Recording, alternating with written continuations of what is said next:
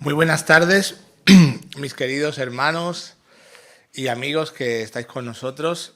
Para mí es un gran privilegio estar hoy aquí para poder compartir la palabra del Señor en un día tan importante para todos los cristianos de todo el mundo.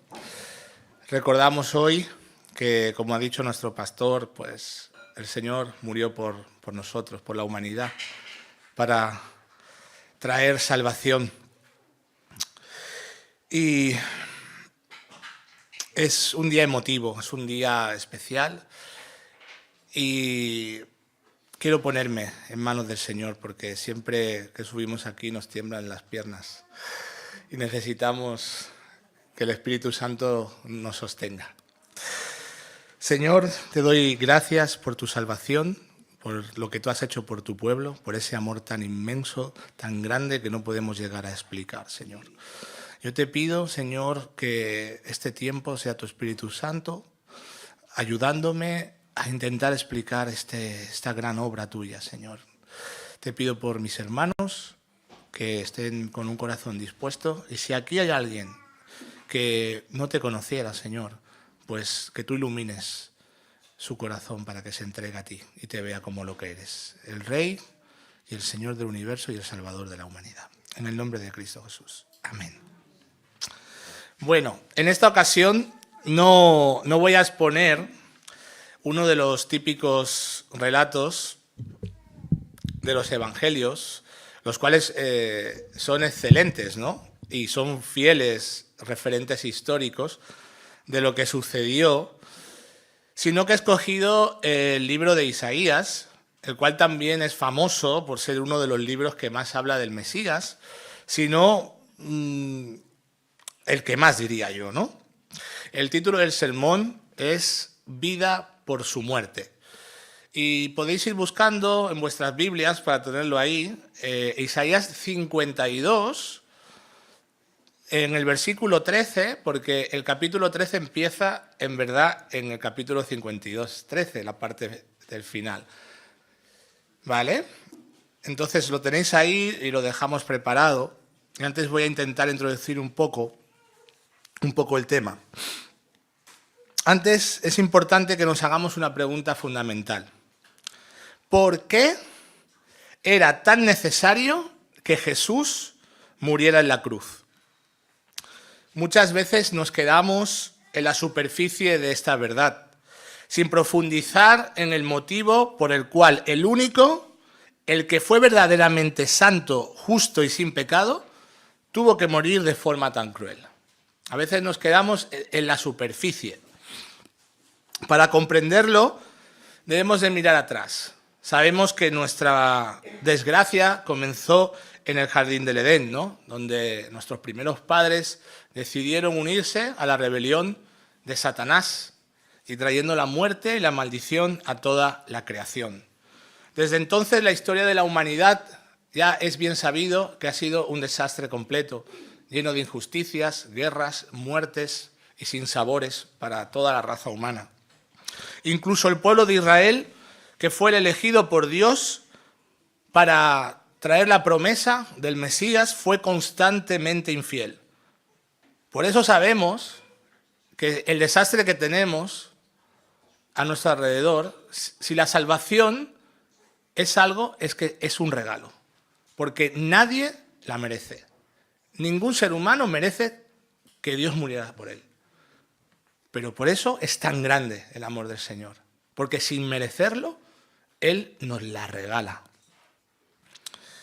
Es un regalo de su obra soberana. Su amor eterno, en su amor eterno, decidió redimirnos por medio de su Hijo. El profeta Isaías fue llamado por Dios alrededor del año 740 a.C. para confrontar al pueblo de Israel por su gran pecado. Su ministerio, el de Isaías, se mantuvo durante unos 60 años y ocupó varios reyes de Judá. Fue difícil y lleno de oposición. Isaías vivió la amenaza de Asiria y el declive moral y espiritual del pueblo del Señor de una forma grave.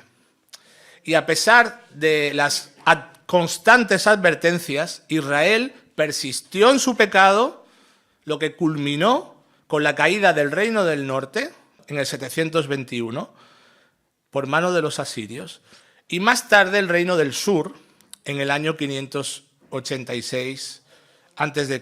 bajo los babilonios. Ese juicio fue terrible. Israel fue destruida, perdieron su identidad, fueron llevados cautivos. Os aseguro que cuando nos acercamos a esta historia, que ya hemos hablado en otras ocasiones, porque es recurrente, prácticamente murieron todos. Se salvó un remanente. En Babilonia el pueblo de Dios estuvo unos 70 años, tal como lo profetizó Jeremías. Y en medio de esa desgracia, de ese dolor, de saberse que ellos son los culpables de lo que ha ocurrido, de perder su identidad, de perder su país, de perder su libertad, de ser esclavos, de estar sometidos en un país idólatra, muchos pensaron, ¿y dónde está Dios? ¿Dónde están sus promesas? ¿No éramos su pueblo escogido? ¿Ya se acabó la historia? Pues no. En ese momento, Isaías tenía también profecías de esperanza y de amor de Dios, de que a pesar de que no merecían ese perdón, el Señor los iba a sostener, igual que hace con nosotros. La cruz de Cristo es el cumplimiento glorioso de esa esperanza, el lugar donde la justicia de Dios se encuentra con su amor y donde el pecado es vencido para siempre y nadie estorbaría la voluntad de Dios para salvarnos. Pues aunque el Señor deja libertad al hombre, tenemos libertad de escoger, ¿no? Pero Dios es soberano. Y cuando Dios tiene un plan y tiene un propósito, nada ni nadie puede estorbarlo. Y el Señor se había propuesto poner un medio por el cual el hombre pudiera ser salvo. Y ante eso, nada ni nadie lo iba a impedir. Si me seguís, si me ponen en la pantalla Isaías 49, del 5 al 6, lo tengo en Nueva Traducción Viviente. Son las dos que uso, la Nueva Traducción Viviente y la Reina Valera. Eso ya lo sabéis todos. Apoyando lo que estoy diciendo, dice el Señor a través de Isaías. Y ahora habla el Señor, el que me formó, hablando del Mesías, el que me formó en el seno de mi madre, para que fuera su siervo, el que me encomendó que le trajera a Israel de regreso. El Señor me ha honrado y mi Dios me ha dado fuerzas. Él dice, harás algo más que devolverme al pueblo de Israel. Yo te haré luz para los gentiles y llevarás mi salvación a los confines de la tierra. Entonces aquí vemos un propósito doble. Dios no solo quería salvar a su pueblo porque se lo había prometido a Abraham, sino que también quería que su Salvador, su Mesías, fuera la luz de todas las naciones. Eso es algo importante. Esto es maravilloso, porque tenemos un Dios paciente, misericordioso, que a pesar de nuestra rebeldía, de la multitud de nuestros pecados, sigue ofreciendo la otra mejilla y abre caminos de gracia y de misericordia para su pueblo y para toda la humanidad.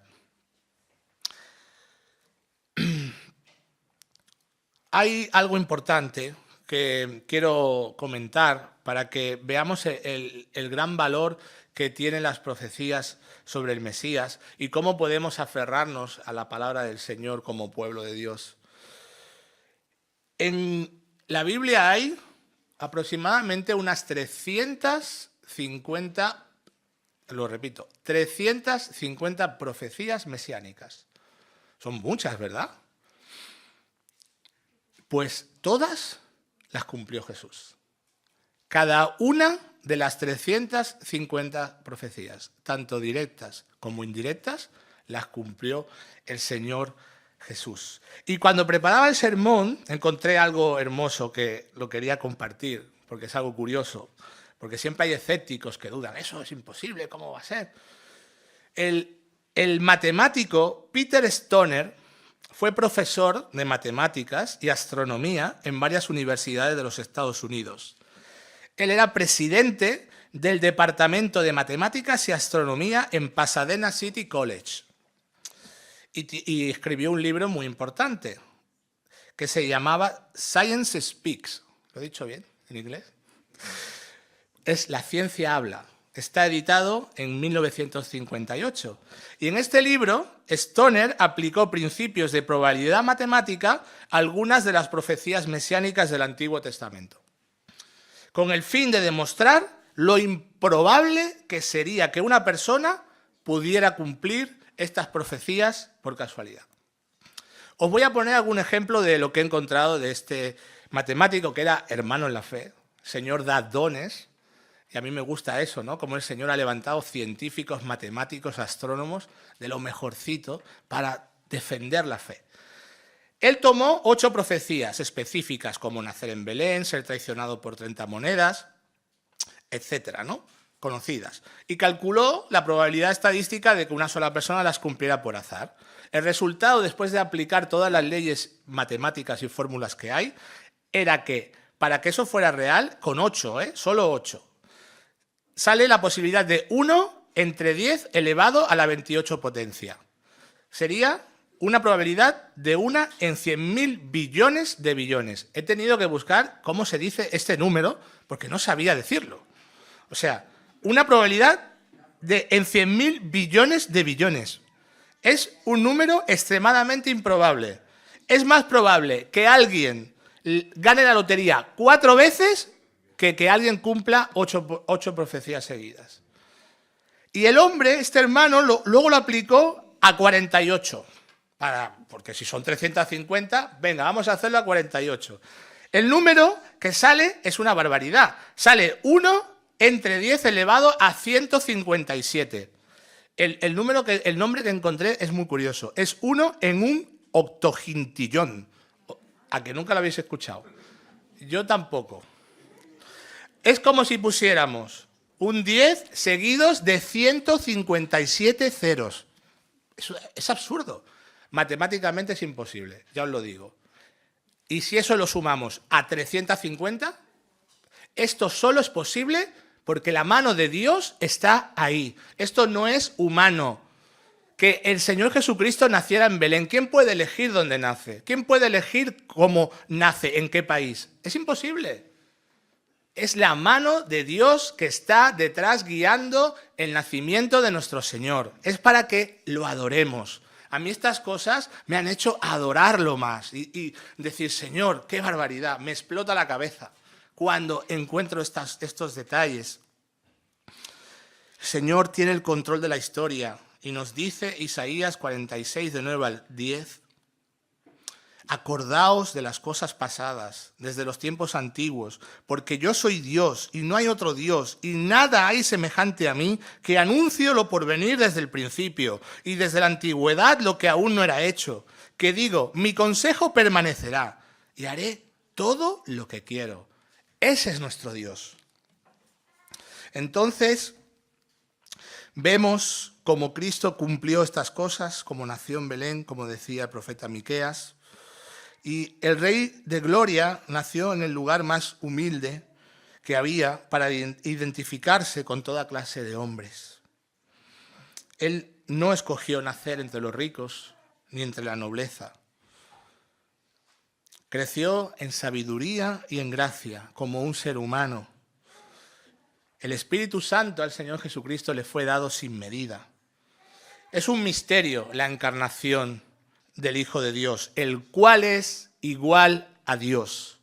Como dice Juan 1:1, en el principio era el Verbo era con Dios y el Verbo era Dios, hablando de Jesús. Es un misterio, no podemos entenderlo, pero Jesucristo es 100% hombre y 100% Dios. No lo podemos explicar, pero no lo podemos rechazar. Cristo trajo la esperanza para su pueblo, hizo el bien a todos sin excepción. Trajo sanidad, dirección, restauración, trajo la aceptación al marginado. Sus milagros fueron maravillosos e imborrables, aún perduran a lo largo del tiempo. Jesucristo es la persona más famosa del mundo. Todo el mundo conoce al Señor Jesucristo. Otra cosa es que crean en Él, pero todo el mundo lo conoce. No todo fue bondad y amor, sino que Jesucristo confrontó con todo rigor la hipocresía de los líderes religiosos de su época. Hombres perversos y corruptos que solo querían ganancias deshonestas y controlar al pueblo por medio de la religión. Cristo contra ellos no cedió ni un milímetro, los confrontó con dureza. ¿Qué ocurrió? Sabemos que eso, que el Señor Jesucristo confrontara a los líderes religiosos, lo llevó a la cruz. Fue juzgado injustamente, puesto en las manos del gobernador Poncio Pilato, como hemos leído, condenado a ser torturado cruelmente y morir en la cruz. Y en ese punto, donde ahora, dicho todo esto, me extendí un poco en la introducción, es donde podemos encajar la lectura de Isaías, sabiendo de dónde viene el Señor, por qué tuvo que venir y cómo esta era la esperanza de la humanidad y del pueblo de Israel. Vamos a leer Isaías 52:13 en Reina Valera, del 52:13 al 15.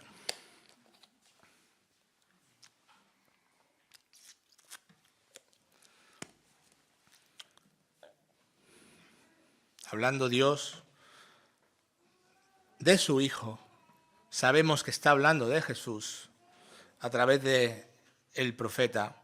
He aquí mi siervo será prosperado, será engrandecido y exaltado, y será puesto muy en alto. ¿Cómo se asombraron de ti muchos? De tal manera fue desfigurado de los hombres su parecer, y su hermosura más que la de los hijos de los hombres. Así asombrará él a muchas naciones. Los reyes cerrarán ante él la boca, porque verán lo que nunca les fue contado, y entenderán lo que jamás habían oído. Es Dios mismo quien presenta aquí a su siervo, a la persona que él ha designado que cumpla con su plan de salvación. Y sabemos que esta figura, ya hemos dicho, es el Señor Jesucristo.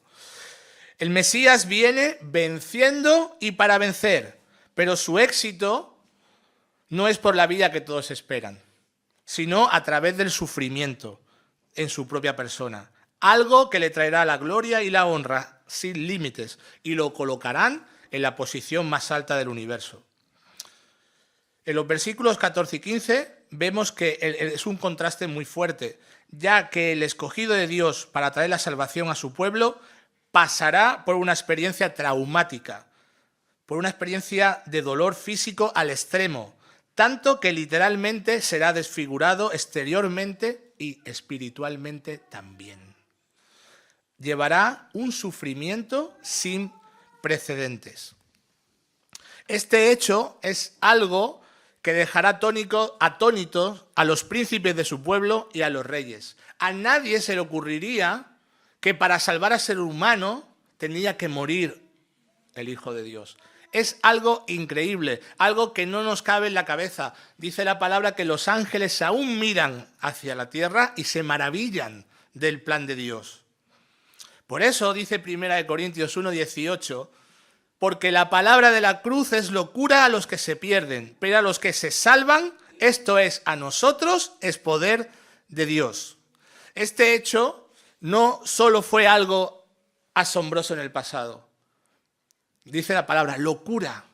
Todo el mundo rechazaba. ¿Cómo puede ser en un mundo lleno de un mundo politeísta, como era el mundo grecorromano, donde habían esas divinidades que ya hemos hablado alguna vez de ellas, ¿no? Zeus, Apolo, Ares, dioses imponentes, fuertes, ¿no? Con orgullo, con hombría. ¿Cómo puede ser que el rey del mundo sea el hijo de un carpintero? A ver, ¿cómo puede ser eso? Y que mueran en una cruz, cuando en la cruz los que mueren son los miserables. Ese no puede ser el rey del universo, no puede ser el salvador de nadie. Era una locura creer en el Mesías, creer en el Nazareno. Igual es hoy. La gente piensa que estamos locos, algunos, ¿no? Dulce locura, aquella que nos ha hecho ver a nuestro Señor.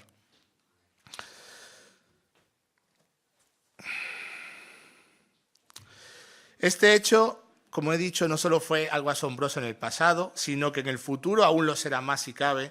Cuando vean aparecer al Señor por segunda vez en poder y gloria, cuando el Señor vuelva por su pueblo, ese día será impresionante. ¿Por qué? porque verán a aquel que fue traspasado, al que fue rechazado, y el mundo entero caerá de rodillas, unos para adoración, de gozo, de alegría, aquellos que se entregaron en arrepentimiento y fe, y otros, igualmente, caerán de rodillas, aceptando su justa condena en el infierno, pues la gloria de Dios revelada en el futuro no se podrá resistir. Ojalá que todos los que estamos aquí podamos estar con el grupo de los que se alegran de que venga el Señor. Vamos a ver, pasamos a Isaías 53, del 1 al 3, si lo ponen en la pantalla, para que lo vayamos leyendo juntos, para ver cómo fue el rechazo del siervo por parte de los hombres. Dice la palabra: ¿quién ha creído en nuestro anuncio? ¿Y sobre quién se ha manifestado el brazo de Jehová? Subirá cual renuevo delante de él, y como raíz de tierra seca. No hay parecer en él ni hermosura. Lo veremos más sin atractivo, para que le deseemos. Despreciado y desechado entre los hombres, varón de dolores, experimentado en quebranto, y como que escondimos de él su rostro. Fue menospreciado y no le estimamos. En el versículo 1, Dios hace una pregunta retórica. Nos la hace a todos. Se la hace a los hombres de su pueblo y en general a toda la humanidad. Pues es muy triste que a pesar de que el Padre ha hecho junto a su Hijo el mayor sacrificio de todos, su pueblo reaccionó con incredulidad. El problema del pecado en su pueblo es un abismo que les separaba. Lo mismo que para el resto de la humanidad. Los judíos se creían herederos de la salvación, ellos eran hijos de Abraham, nosotros somos el pueblo escogido, no necesitamos un Mesías, ¿verdad?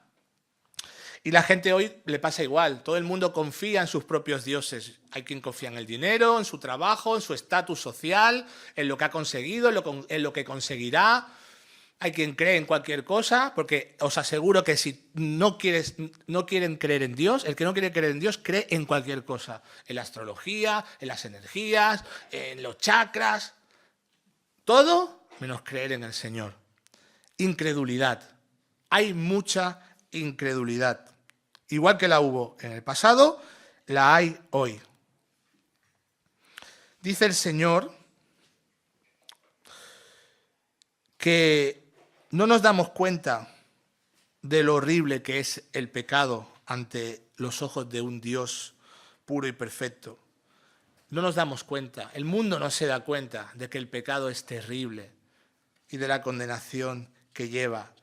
Pero el Señor dice que su brazo no ha menguado para salvar. Da igual la situación en la que estemos, da igual lo perdido que parezca que estamos, el Señor puede rescatar a cualquiera.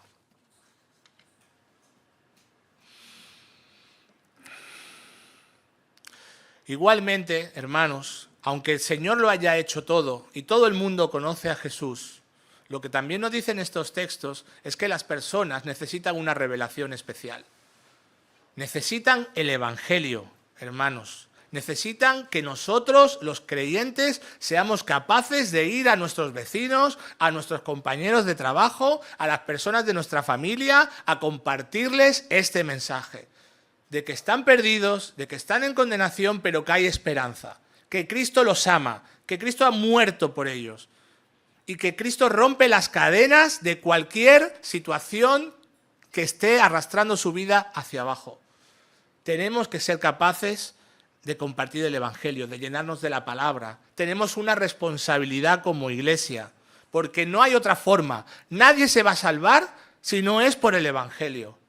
Dice Romanos 10:17, así que la fe es por el oír y el oír por la palabra de Dios. Es importante que meditemos en esto como iglesia. Los versículos 2 y 3 nos muestran que la raíz de la incredulidad de su pueblo fue porque Jesús no encajaba con la idea del Mesías que ellos querían. Hemos estado viendo y que estamos continuando viendo una película que narra esto, ¿no? La de Resucitado. Ellos querían un Mesías militar, esperaban eso, estaban sometidos al yugo de los romanos y querían un libertador y ellos se enfrentaban. Cuando venga el Mesías, la película salía, ¿no? Cuando venga el Mesías os vais a enterar. Vamos a acabar con todos vosotros. No se daban cuenta que ese no era su mayor problema. El mayor problema que tenía Israel no era el yugo romano, era el pecado. Eran esclavos de su religiosidad, eran esclavos de la hipocresía y de que pretendían salvarse por sus propias obras. Y nadie se puede salvar por cumplir normas o rituales delante de Dios. Ellos necesitaban a alguien que rompiera sus cadenas del pecado. Eso por una parte. Y por otra parte, tampoco entendían que Dios es Dios de todos los hombres. Y su sentimiento ultranacionalista de pueblo escogido les llevaba a rechazar a los extranjeros. Algo que Dios detesta profundamente. Jesús fue todo lo contrario, en fin, de lo que ellos esperaban. Nació en Belén, hijo de un carpintero, como hemos dicho, un Mesías que se acercaba a las prostitutas, un Mesías que tocaba al leproso, que se sentaba con borrachos, con comilones, que era capaz de integrar en su grupo de 12 apóstoles escogidos a un terrorista, a un cobrador de impuestos, estafador. Jesucristo se sentaba con la peor calaña de Israel. Pero ¿sabéis que decía que aquellos que se creen justos y están sanos no necesitan al médico? Y que él vino a buscar a aquellos que se saben que son pecadores y que necesitan al Salvador, ¿verdad? Por eso no encajaba Jesús. Ese no puede ser el Mesías. El que se sienta con una prostituta no puede ser mi Mesías. Todo esto llevó al Señor a ser rechazado y a sufrir mucho, como la mayoría de los suyos. Incluso sufrió el rechazo de toda su familia. Y hoy en esta semana que hemos celebrado el Domingo de Ramos, ¿verdad? Que el pueblo se levantaba a aclamarlo, esa misma gente que le aclamaba unas semanas más tarde gritarían: crucifícalo, crucifícalo, libera a Barrabás. Terrible.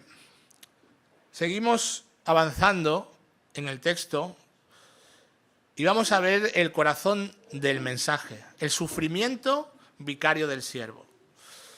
Aparte de todo esto, sabemos que el Señor Jesucristo aceptó su misión desde el principio. A Él nadie le quita la vida, dice Juan 18, ¿no? En Juan 18 Él lo dice: a mí nadie me quita la vida, yo la entrego voluntariamente.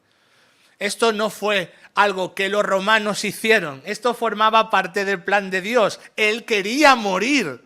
Esto cuesta de entender. Él nació para morir. Y desde que él tenía uso de su conciencia, ¿os imagináis lo que es eso?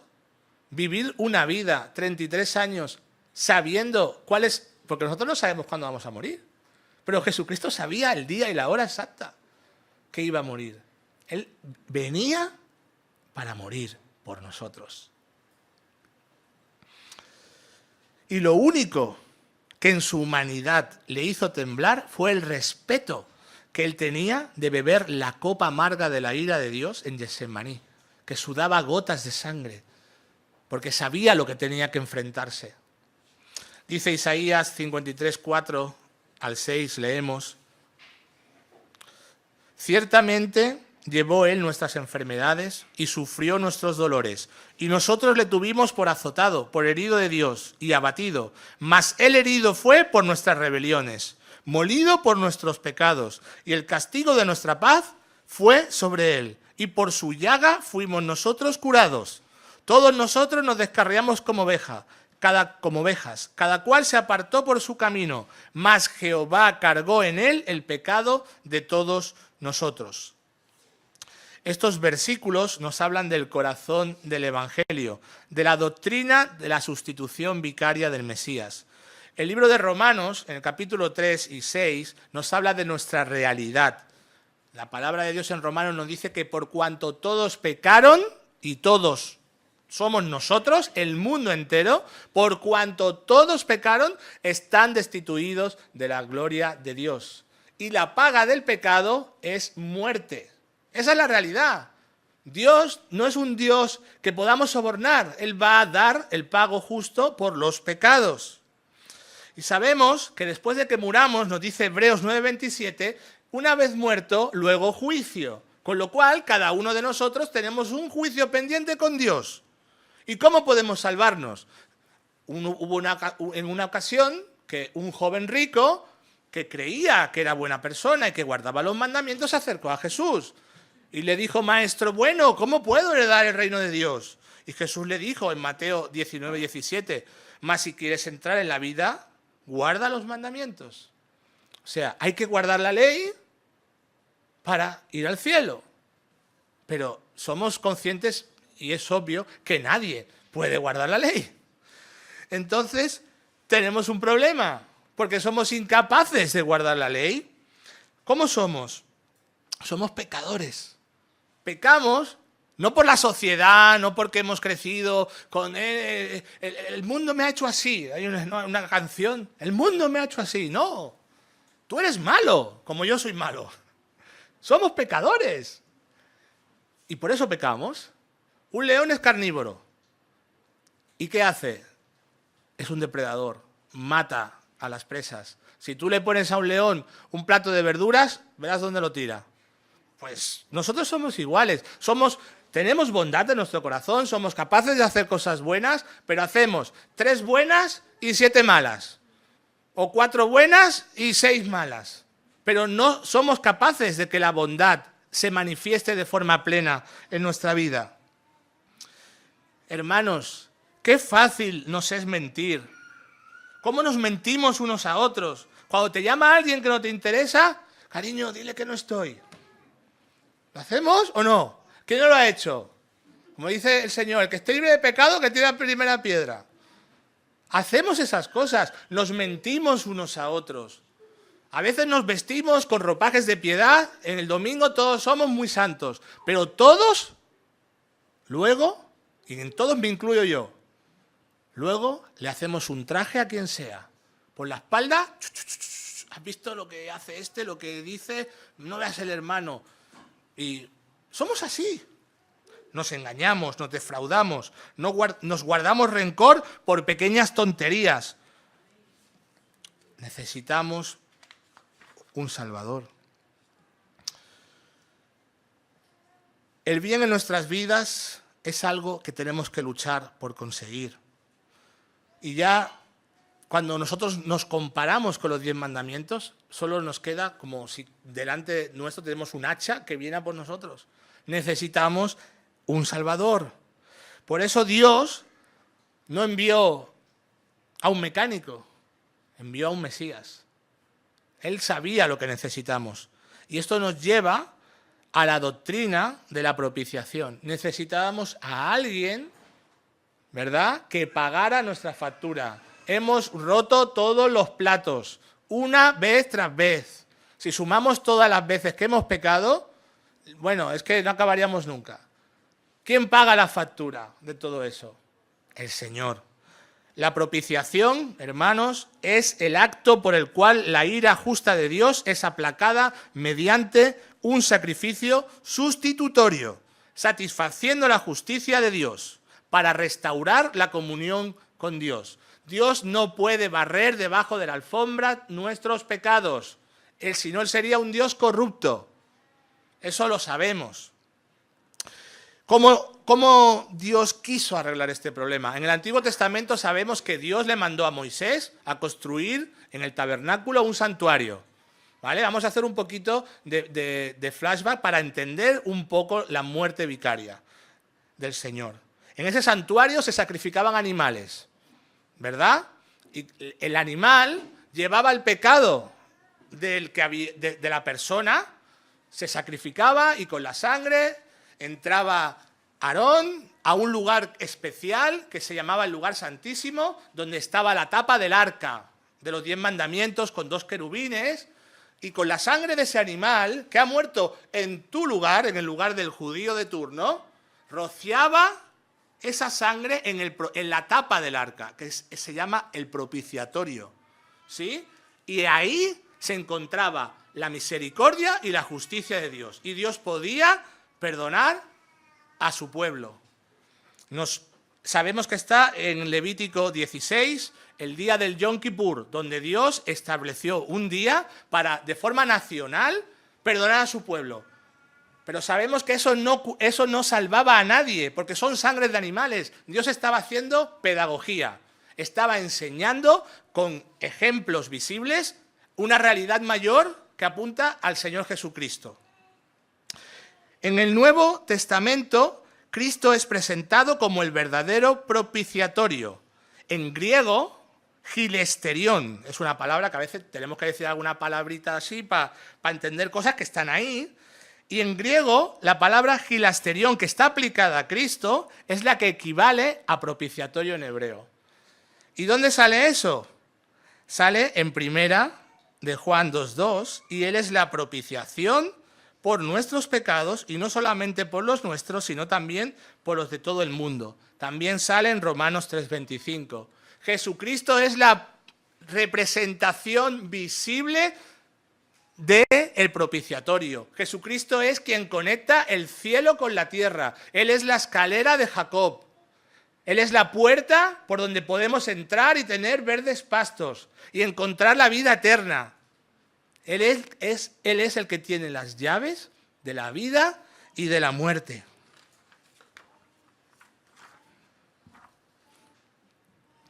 Él es el Cordero sin mancha, sacrificado una vez y para siempre.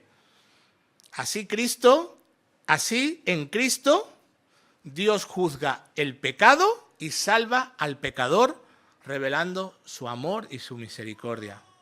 Eso es hermoso.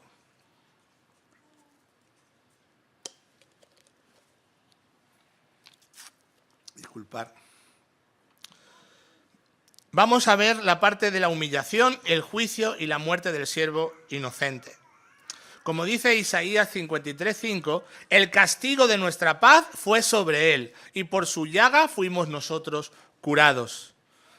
Cuánta dignidad, cuánto valor, cuánta hombría la de nuestro Señor.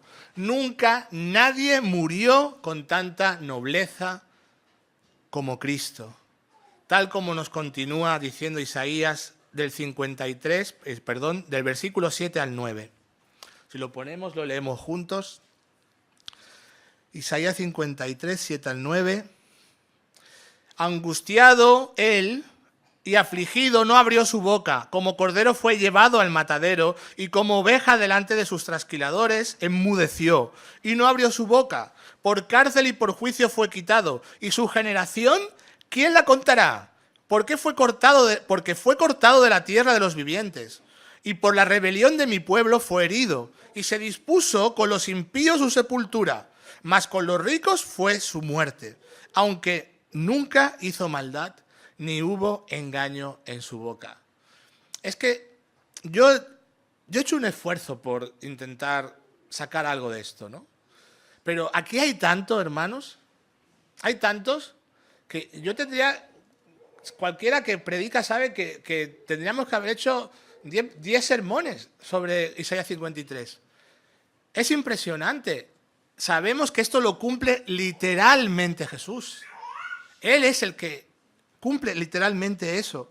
Jesús comenzó su agonía en Getsemaní, donde bajo un estrés extremo, como ya hemos dicho al principio, sudó gotas de sangre, anticipando el juicio que él cargaría. Luego fue brutalmente azotado con un flagrún romano. Los romanos eran perversos. A sus flagelos, ya eso lo sabemos muchos de nosotros, le pegaban trozos de huesos en forma de cuchillitos, ¿verdad? Los enganchaban al látigo para que no solo sintieran el látigo, sino que desgarrara a la víctima. Jesucristo fue brutalmente azotado con ese látigo que desgarró su piel, sus músculos y sus nervios, provocando una hemorragia severa. Le colocaron una corona de espinas que perforó su cuero cabelludo, causando sangrado y dolor agudo. Obligado a cargar el pesado madero de la cruz, que pesaría unos 60 kilos, cayó varias veces por la debilidad extrema. Ya en el Gólgota fue clavado en muñecas y pies con clavos de 12 a 18 centímetros. Dañaron sus nervios y causaron un dolor insoportable. La posición de estar colgado le dificultaba respirar, obligándolo a empujarse con los pies para inhalar, aumentando más su sufrimiento. La crucifixión provocó su asfixia progresiva, calambres. Su cuerpo perdió una gran cantidad de sangre, hasta que al final sabemos que no aguantó más. Finalmente un soldado perforó su costado, derramando sangre y agua, confirmando que su muerte fue real. Todo esto Jesús lo soportó voluntariamente, cumpliendo todo lo que se había dicho de él. Y tampoco podemos pasar otra gran profecía que hay aquí. Jesús debería haber sido arrojado a la fosa común con los malhechores. Y sabemos que José de Arimatea, junto a Nicodemo, miembros del Sanedrín, fueron a reclamar el cuerpo valientemente a Poncio Pilato. Y lo bajaron de la cruz. Y José de Arimatea le regaló una tumba que era de su familia. Y Jesús tuvo un lugar con los nobles. Eso es imposible que se pueda cumplir de forma... ¿Cómo se puede cumplir algo así? Es Dios guiando la historia. Lo que acabamos de leer en Isaías 53, del 7 al 9, se cumplió a la perfección. Es un detalle más que nos hace asombrarnos. Vamos a la parte final. La exaltación y la recompensa del siervo por su obediencia. Isaías 53, del 10 al 12. Dice la palabra: con todo eso Jehová quiso quebrantarlo, sujetándole a padecimiento. Cuando haya puesto su vida en expiación por el pecado, verá linaje y vivirá por largos días. Y la voluntad de Jehová será en su mano, prosperada. Verá el fruto de la aflicción, verá el fruto de la aflicción de su alma y quedará satisfecho por su conocimiento. Justificará mi siervo justo a muchos y llevará las iniquidades de ellos. Por tanto, yo le daré parte con los grandes y con los fuertes repartirá despojos, por cuanto derramó su vida hasta la muerte y fue contado con los pecadores, habiendo él llevado el pecado de muchos y orado por los transgresores. Es hasta el final, es hasta el versículo 13, ¿verdad? Creo que me he confundido. Bueno, son estos versículos finales. Hasta el 12, gracias. Estos versículos son muy profundos y vemos la culminación del plan divino para nuestra salvación, ya que ha quedado claro que nada de esto es accidental, sino que es el plan eterno de Dios para poder rescatarnos de la condenación eterna. Conocemos todos la historia de Abraham, el cual cogió a su hijo Isaac y lo iba a sacrificar porque Dios se lo había pedido. En aquella ocasión vimos la fe de Abraham, que a pesar de todo, contra todo pronóstico, obedeció al Señor, porque él sabía que algo pasaría. Él confiaba en que Dios iba a dar una solución a ese dilema. Y justamente cuando iba a clavar el cuchillo, el Señor le habló desde el cielo y frenó su mano. Y apareció un cordero al lado en un matorral, el cual sacrificó en el lugar de su hijo. Pero en la cruz, hermanos, Dios no frenó su mano. Literalmente el Padre derramó su ira sobre su Hijo. No solo fueron los latigazos, los insultos, los golpes. Espiritualmente Cristo sufrió el peso de nuestra maldad. El Padre, de forma espiritual, le clavó el cuchillo a su Hijo. Es fuerte, pero es así. Cada pecado nuestro, de los cientos o miles de pecados que hemos cometido y que cometeremos, más todos los cientos y miles de pecados que cometieron su pueblo y cada creyente en cada época, cada siglo, en cada momento de la humanidad, cada uno de nuestros pecados fueron golpes, fueron punzadas en el alma de Jesús. No hay forma de entender esto. Pero Jesús sufrió nuestro infierno. Literalmente, Jesús vivió el infierno que nos tocaba vivir a nosotros para que nosotros tengamos un lugar en el cielo. Cuando él estuvo agonizando, no dirigió palabras de venganza contra sus acosadores, mientras el pueblo se burlaba de él, sino que dijo: Padre, perdónalos, porque no saben lo que hacen. Esto nos debe de quebrantar, hermanos. Esto nos tiene, todo lo que acabamos de estar hablando, no nos puede dejar indiferentes. Esto tiene que afectar nuestra vida. Tenemos que pararnos y caer de rodillas ante el Señor. Señor, gracias. ¿Cómo has sufrido tanto? Por mí, por ti. Esto tiene que activarnos. La cruz tiene que ser el motor de la fe nuestra. Tenemos que, gracias a ese sacrificio, tenemos una oportunidad nueva. Él ha abierto caminos nuevos. Tenemos que salir de nuestro enfriamiento espiritual. Tenemos que dejar las malas costumbres, dejar las quejas, dejar la amargura, dejar la falta de perdón. Si Él ha pagado por todo eso, tenemos que sacar la basura de nuestra vida, de nuestro corazón, y decir: gracias, Señor, tú lo has hecho todo por mí, tú te mereces todo lo que yo soy. Te mereces mi tiempo, te mereces mi esfuerzo, te mereces que yo también trabaje y contribuya a tu obra, te merece que ayude al desvalido, que ayude a mi hermano. Ayúdame, Señor. Tú lo has hecho todo. Y él, sus últimas palabras fueron, antes de morir: consumado es. Está pagada la deuda. Tu deuda está pagada. Tienes que estar contento. Tenemos que estar contentos.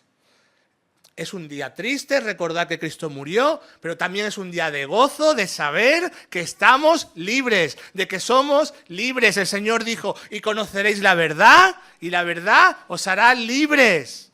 Somos libres en el nombre de Cristo. El fruto dulce de su aflicción nos lo muestra el libro de Apocalipsis, porque en el día final dice la palabra que todo hombre de toda raza, de toda nación, cantaremos junto al Cordero de Dios. Habrá un día que seremos millones adorándolo. ¿Y gracias a qué? A su sufrimiento vicario. Tu deuda está pagada. El acto se completa de forma total el domingo de resurrección, pero no le voy a hacer spoiler al pastor Gaby, eso se lo dejo a él. Pero la obra redentora del Señor está completa. Si estás aquí hoy entre nosotros y no has conocido al Señor, no dudes más. Hay esperanza para ti en Cristo. Como ya he dicho, da igual la vida que tú hayas tenido. Jesús ha pagado por ti en la cruz. Él ha sufrido lo indecible. Y si Él ha hecho todo esto, ¿por qué habrías de escoger perderte? ¿Quién te ha amado de esa manera? ¿Quién nos ha amado sin conocernos así? Entonces, yo te digo, a ti que estás hoy aquí sin el Señor, que des un paso al frente por Él, por el Señor, y te entregues a Él. Solo tienes que pedirle perdón. No tienes que hacer nada. Él ya lo hizo todo. Él ya ha vivido la vida perfecta que tú y yo no hemos sabido vivir, ¿verdad? Y se ha llevado los golpes que te tocaban a ti, se los ha llevado Él, para que tú tengas un lugar en el cielo. Solo pídele perdón, dispón tu corazón a dejar atrás todas aquellas cosas que sabes que Dios no quiere en tu vida y mira a Cristo, entrégate a Él. No te vayas hoy de aquí sin entregarte al Señor. Y si ya lo conoces, dale gracias una vez más. Ten el gozo de tu salvación. Y si estás pasando por momentos difíciles, clama a Él, Él te va a sostener. Si has pecado, si el pecado te ha alejado de Él, arrepiéntete, hermano, y será restaurado. La cruz es el punto donde encontramos nuestra identidad.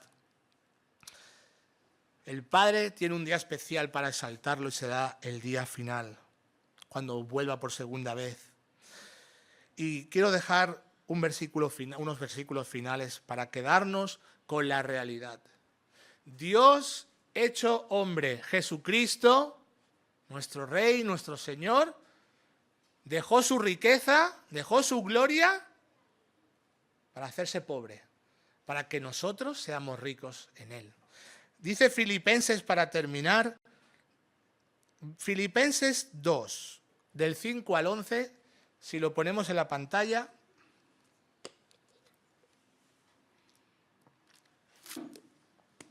Haya pues en vosotros este sentir que hubo también en Cristo Jesús, el cual, siendo en forma de Dios, no estimó el ser igual a Dios como cosa a que aferrarse, sino que se despojó a sí mismo, tomando forma de siervo, hecho semejante a los hombres, y estando en la condición de hombre, se humilló a sí mismo, haciéndose obediente hasta la muerte y muerte de cruz.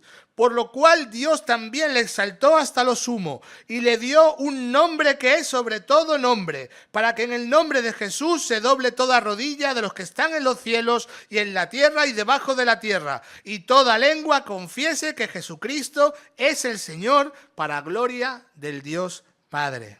Amén. Él es nuestro Dios. Oramos. Señor, te damos muchas gracias por la cruz. Gracias por lo que tú has hecho. Ninguno de nosotros merecemos nada, pero tú nos lo diste todo. Perdónanos, Señor, como iglesia, cuando no valoramos lo que tú has hecho y divagamos y estamos entre dos aguas. Perdónanos. Restaura tu iglesia. Céntranos en ti, Señor. Y te pido por aquellos que puedan estar aquí, que no te conocen, Señor, que tú toques su corazón, que ilumines sus tinieblas y que les hables directamente para que ellos entiendan que también hay esperanza para ellos y que se entreguen a ti. En el nombre del Señor Jesús. Amén.